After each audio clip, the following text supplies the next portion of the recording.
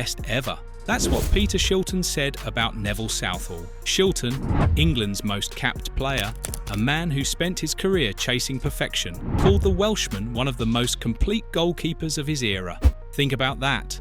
A rival, a legend in his own right, admitting another keeper set the standard. But what made Neville Southall different? To answer that, we let football's greatest explain it themselves. Peter Shilton didn't give praise lightly. His career was built on obsession with technique, on being perfect. When he looked at Southall, he saw something rare: completeness. In the 1980s, goalkeepers came in types. You had the agile shot stopper who couldn't handle crosses. You had the big man who lacked reflexes. Southall shattered those categories. He had the explosive power of a gymnast and the physical strength of a heavyweight boxer. He could make impossible reflex saves and dominate his penalty area with brutal authority. Shilton recognised this immediately. He said Southall possessed no exploitable weakness. In the first division, teams would target what you couldn't do: drill low shots at tall keepers, hang high balls on shorter ones. Against Southall, there was no quarter. His technique was watertight, positioning like a master chess player, instinct like a wild animal. Shilton admitted that Southall set standards others followed. Your rival making you better just by existing. The big game mentality separated the good from the great. Southall thrived when it mattered most. The 1984 FA Cup final, the 1985 European Cup Winners' Cup semi-final against Bayern Munich. These weren't just good performances, they were decisive, match-winning. In 1985, Southall won the Football Writers Association Footballer of the Year award, a goalkeeper. Winning that award was almost unheard of, but Southall had redefined what the position could be. He transformed goalkeeping from reactive to proactive, from last line of defence to match winner. Shilton's style was different from Southall's, but he respected the difference. Shilton was a technician of positioning. He made saves look routine by being in the perfect spot. Southall had that positional intelligence, but he also possessed raw, explosive power. When the defence had been breached, when geometry suggested a goal was inevitable, Southall would somehow intervene. Shilton praised this supernatural shot-stopping ability. He knew that Southall could make saves that shouldn't be possible. The passing of the torch happened naturally. Southall eventually surpassed Shilton's milestones in longevity and appearances. The student became the master, and Shilton acknowledged it. Bruce Grobbelaar saw Southall from the opposite end of the pitch. As Liverpool's keeper during the Merseyside derbies, Grobbelaar faced the intensity knowing he was up against the best. His description of Southall was visceral, fearless in the air, impossible to bully. In the 1980s, those words meant something different. The 6-yard box was a war zone back then. Strikers like Mick Harford or Joe Jordan were instructed to physically disrupt the goalkeeper. Back into them. Stand on their toes, collide mid-air. Referees offered little protection. Grobbelaar dealt with this through unpredictability and eccentricity. Southall dealt with it through brute force. Before football, Southall worked as a binman and a hod carrier. He carried heavy bins and bricks for a living. That built functional strength.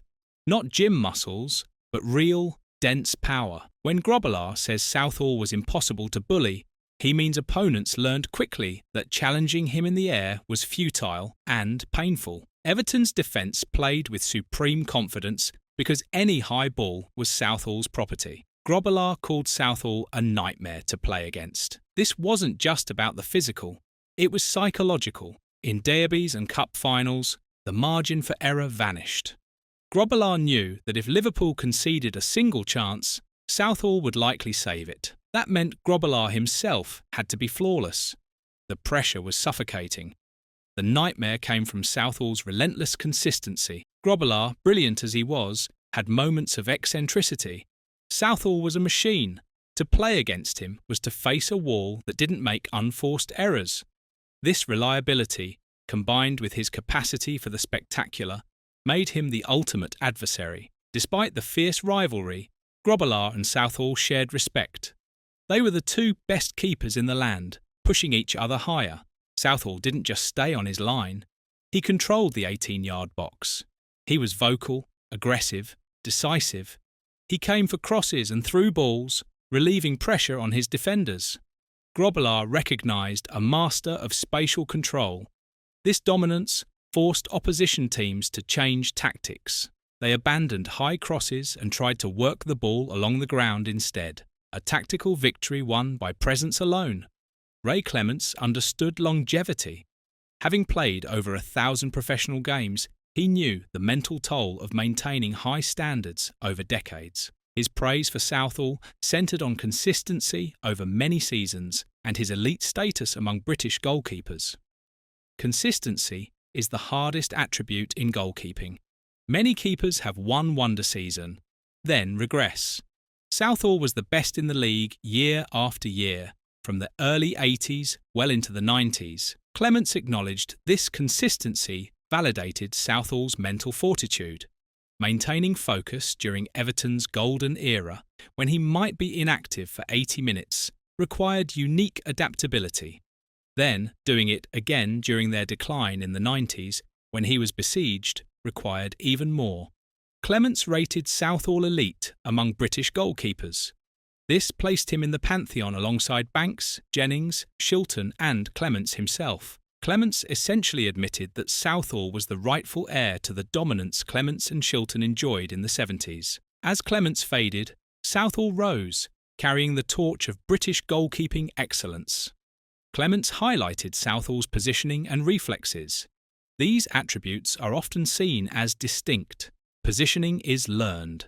Reflexes are innate.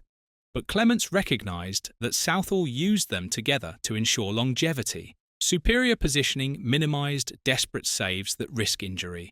Yet when called upon, his reflexes were sharp enough to bail him out. This combination allowed Southall to play 751 games for Everton, a record that speaks to the durability of his technique. The position evolved during Southall's career. Major rule changes came, including the back pass rule in 1992. Many keepers struggled to adapt. Southall's consistency remained. He evolved his game, proving his quality was fundamental, not situational. There's an old football adage that a great goalkeeper is worth 10 to 15 points a year.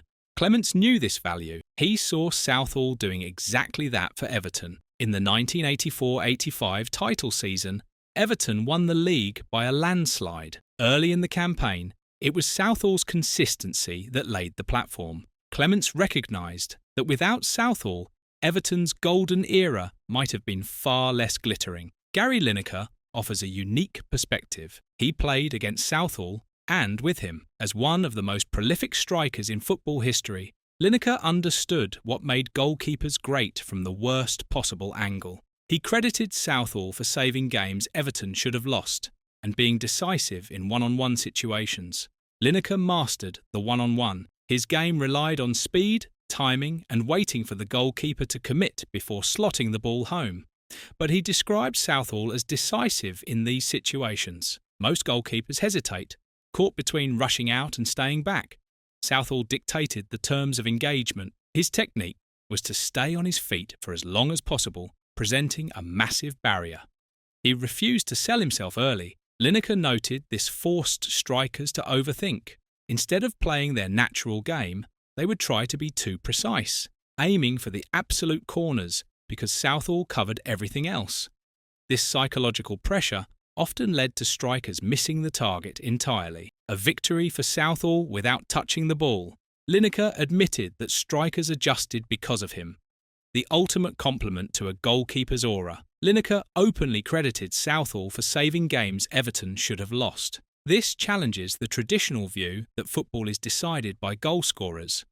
Lineker acknowledged his goals were often only relevant because Southall kept clean sheets at the other end. He cited specific matches. The 1985-86 season opener, crucial away games where the team played poorly but won 1-0. The famous save against Sheffield Wednesday, where Southall sat on the post to claw away Imre Varadi's shot. To Lineker, Southall wasn't just a teammate, he was a cheat code. He allowed the Everton team to play with recklessness, knowing Big Nev would clean up mistakes. Lineker frequently stated that during the mid-80s, Southall was the best goalkeeper in the world. This wasn't hyperbolic praise. Lineker played on the global stage against keepers like Rinat Dasayev, Harold Schumacher, and Jean-Marie Pfaff. His assertion that Southall was superior to them all highlights a tragedy. The Heysel ban denied Southall the chance to prove this dominance in the European Cup. Lineker's testimony ensures Southall's legacy isn't diminished by his lack of European silverware. Ian Rush presents a paradox. Liverpool's all-time leading goalscorer scored more goals against Everton than against any other club. Yet Rush explicitly named Southall as his most difficult opponent. He praised Southall's presence and intimidation factor, describing a goalkeeper who commanded the box like a military leader. Rush spoke of an intimidation factor. This wasn't physical fear, it was fear of competence. When Rush entered the penalty area, he felt Southall's presence filling the goal. Southall, often in all black or plain green, cut an imposing figure. Rush noted that Southall didn't just stop the ball, he absorbed it. Rarely were there rebounds. For a poacher like Rush, who thrived on scraps, Southall was a nightmare because he didn't leave scraps. He killed the play dead. Rush respected Southall's influence beyond saves. He observed how Southall organised his defenders, moving Kevin Ratcliffe and Derek Mountfield like chess pieces to deny Rush space. When he played Everton, Rush wasn't just playing against a keeper. He was playing against a defensive unit orchestrated by a master tactician. This organisation limited the quantity of chances Rush received. In the chaos of a derby, with 50,000 screaming fans, communication is nearly impossible. Yet Rush noted that Southall's authority cut through the noise. He came for crosses with such conviction that it deterred strikers from challenging him. Rush admitted there were times he hesitated to go for a 50-50 ball with Southall because the outcome felt inevitable. Southall would win. Rush valued his goals against Southall more highly than others. He stated that beating Southall required something special. A scuffed shot or lucky deflection wouldn't do it. You had to put the ball right in the corner, with power and pace. The goals Rush scored in the 1986 FA Cup final are legendary, not just because they won the cup, but because they were scored against the best keeper in the world.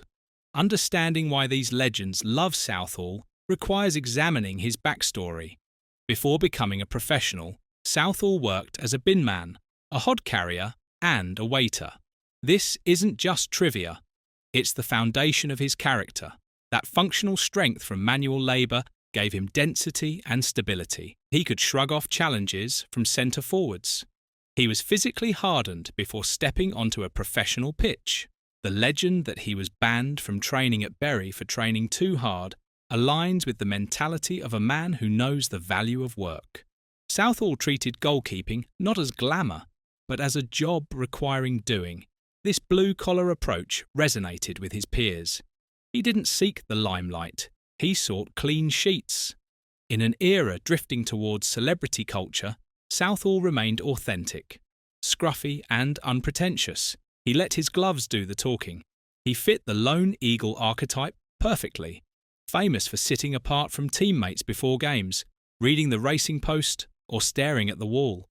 He drove home immediately after winning the FA Cup in 1995, rather than partying. This stoicism unsettled opponents like Rush. Southall gave them nothing. No anger, no joy, just business. You cannot psych out a man who refuses to acknowledge your existence. Southall was ahead of his time. He displayed traits of the modern goalkeeper long before the term existed. His decisiveness in one-on-ones hints at a sweeper-keeper mentality. He played high off his line, reading through balls and intercepting them before shots could be taken. This allowed Everton's defensive line to push up. His throws were legendary. He could launch a counter-attack with a flat throw to the halfway line. This turned defence into attack in seconds. Southall understood that his job didn't end with the save. It ended when his team had the ball. In the 80s, many keepers stayed on their line. Southall dominated the entire box. This active area control is a staple of modern keeping, but Southall was doing it in an era where he had no protection. He was a pioneer of proactive cross-claiming. The convergence of opinion among these five legends provides a definitive verdict. Southall wasn't merely a great goalkeeper, he was a phenomenon who mastered every facet of the position. To Peter Shilton, he was the technical ideal, the complete goalkeeper who set the standard. To Bruce Grobbelaar, he was the physical standard, the fearless warrior who ruled the air. To Ray Clements, he was the model of consistency, the elite performer who maintained greatness over decades. To Gary Lineker, he was the match winner, the decisive barrier who turned defeats into victories. To Ian Rush, he was the psychological hurdle, the imposing leader whose presence demanded perfection. These legends love Neville Southall because he earned their respect in the hardest way possible, by denying them glory time and time again. He was the wall against which Liverpool's attacks broke, the standard by which Shilton measured himself, the saviour Lineker relied upon. From Binman to the best, from the back streets to Goodison Park, from manual labour to mastering his craft, Shilton respected him. Grobbelaar feared him. Lineker and Rush couldn't beat him. That's Neville Southall. If you enjoyed this tribute to the greats, like and subscribe. And tell us, who's your greatest keeper of all time?